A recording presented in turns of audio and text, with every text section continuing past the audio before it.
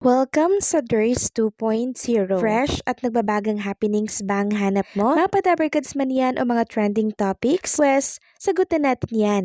Kaya naman isubscribe nyo na ang ating channel para sa mga nagbabagang balita everyday. So, ayan, welcome back again sa ating YouTube channel, mga kadabarkads. And for today's video, ang pag-uusapan natin ay tungkol sa mga importanteng kaganapan sa loob at sa labas ng Itbulaga. And unahin natin ang tungkol dito sa bibisita po bukas, araw yan ng Sabado, dito po sa Itbulaga. So sabi nga po ni LM Entertainment, one of 90's most beloved boy band is coming back to Manila at dadaan muna sila sa mga Dabarkads para mangharana bago ang kanilang back-to-back concert sa MOA Arena. So panoorin natin ang 98 Degree live on Itbulaga Buyan. Bukas, araw yan ng Saturday, dito lang yan sa Itbulaga. Samantalang, ang The Parenting Emporium, mga kadabarkads, ay nagpadala po ng mga product dito po kay Baby Tali. So, nireview po ito ni Baby Tali. Ang galing niya po mag-English, mga kadabarkads, nakaka-amaze. At young age, ganito na siya katatas magsalita po ng wikang banyaga. Nakakatuwa, no? Talagang matalino po si Baby Tali. And yung the way na pag-review niya ng product, grabe mga kadabarkads. Nakaka-amaze itong si Baby Tali. Sana magkaroon po siya ng endorsement na solo niya lang kasi nung nakaraan, 'di ba, parang kasama siya sa TV commercial ni Bossing Bika Soto. Samantalang pag-usapan naman natin ang tungkol dito kay Atasha Mulak. So, kahapon nga po, ibinida at nirepost ni Ma'am Charlene Gonzalez itong mga billboard na pagkalaki-laki. Billboard po nila ito with Atasha Mulak para po yan sa Jollibee. So, isa na nga dito yung nakita sa Ayala Avenue, Makati City. And ito pa, no, parang sa EDSA ata to. Ang lalaki po ng billboard ni Atasha Mulak at kitang-kita po yan mga kadabarkads dito sa iba't ibang dako po dyan sa Manila. Kasama syempre si Andres, mami niya, and syempre si Aga Mulak. So nakakatuwa lang dahil itong Mulak family ay wala pa rin pong kupas. Bagkos ay mas lalo pa nga pong naging mabenta sila sa merkado dahil kay Atasha Mulak and syempre kay Andres Mulak. Sila yung mabenta ngayon sa mga Gen Z, di ba, sa mga millennial, talagang sila yung patok sa merkado. Kaya kung inyo mapapansin, ang daming endorsement, ang daming brand na ini-endorso ni Atasha Mulak. Samantalang isang Itbulaga host naman po ang may ganap. Ngayong araw, 5 PM po yan, para yan sa Loperamide Simeticon Diatabs Advance. Para yan dito sa Vanyo Talks. Live na live po ito on TikTok. Kasama ni Maine Mendoza, si Nana, si Lyro. Kaya sabay-sabay nating suportahan si Maine Mendoza mamaya po yan, mga kadabarkads. Sabi niya nga dito, ready na ba kayo sa mga pasabog this May 23, 5 PM with Nana si Lyro. Abangan ang matinding live stream namin sa Diatabs PH TikTok page. See you! So parang ang usapan nila dito, mga kadabarkads, ay yung moment na hindi natin makakalimutan, yung sumakit yung tiyan natin, di ba? Yung talagang poops na po tayo, parang gano'n yung pag-uusapan dyan kasi ito ay about sa Diatabs.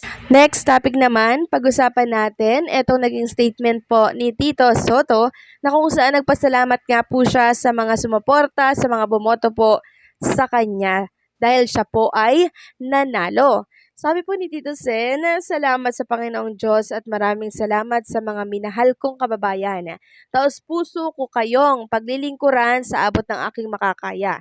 Hindi ko bibiguin ang tiwala na muling ibinigay ninyo sa akin. So muli pong nanumbalik, no, ang power or kapangyarihan po ng mga Dabarkads natin ng Itbulaga, 'di ba? Dahil meron po tayong senador na nakaupo po sa puwesto. 'Di ba? Dati kasi nagpahinga po si Tito Sen ng ilang taon lang naman 'yon. Kaya ngayon, inabuso po 'yon, 'di ba? Parang pinapaalis po ng mga halos-hos ang TBJ dahil ang Itbulaga deserve ng mga bagong mukha. Ngayon, na naupo po itong si Tito Soto, ito at nabaliktad po ang pangyayari. Ngayon, ang nagkinasuhan naman po ng GMA ay ang Tape Incorporated. No, tayo naman, pa-relax-relax lang tayo. Mag-aantabay tayo sa mga awayan po na mangyayari sa tape at sa GMA Network. Actually, matagal na po natin na alam or iniisip na posible talaga itong mangyari. Kasi noon pa man, 'di ba, sumiklab na po yung milyon-milyon na utang ng tape dito po sa GMA. Kasi nga po, 'di ba, ginamit nila 'yon, yung binayad ng mga advertisers para po yung Itbulaga ay magpatuloy. 'Di ba? Ngayon, hindi po pala 'yon binigay sa GMA Network yung dapat ay doon sa network na 'yon. 'Di ba? Hindi po binigay kaya ngayon, until now hindi po nababayaran ng Tape Incorporated. Kaya istapa na po ang sinampa ng naturang network sa kanila. Ngayon, hiningan po ng panig or pahayag itong si Attorney Maggie Garduque, legal counsel po ito ng Tape Incorporated. So ito ay kahapon May 22, 2025. Sabi po ni Attorney, mula yan sa Trending Central, anyway, Tape has not received any copy of the complaint filed against them. They will issue a statement as soon as they receive a copy of the complaint. If indeed there is, rest assured that they will follow and respect the legal proceedings. So, isa lang naman po ang sagot dyan, mga Kadabarkads. Bayaran po nila yung halos 38 million na utang nila dito sa GMA Network. Kasi, syempre, kailangan din po ng network yan. 38 million, hindi po birong halaga lang yan. Kaya hindi po talaga yan palalagpasin ng GMA Network at nagsampa agad-agad sila ng kaso laban dito sa mga executive ng Tape Incorporated at nadamay pa po yung isang legit Dabarkads dati. No, ang tagal-tagal niya dati sa Itbulaga, si Ma'am Malu Chua Pagar, no?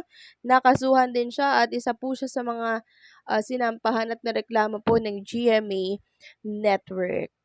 Sabi nga po nila, dapat hindi na po nakigulo dito, 'di ba? In-enjoy na lang yung retirement niya, ngayon nagkaroon pa po ng kaso. So, isa lang naman ang kasagutan diyan Bayaran lang nila yung 38 million tapos ang kaso. Pero kung hindi po nila yun mababayaran, di magkakahabaan pa po ng reklamo at posible po mga Kadabarkads na kung saan makaabot itong kasong sinampa po ng GMA Network. So, malaki-laki po yung binangga nila. Pader po ito, mga Kadabarkads, kaya walang hinding babayaran ng Tape Incorporated yung utang nila dyan sa GMA Network. So, ibenta na nila lahat ng pwedeng ibenta, no, para mabuo nila yung 38 million pesos.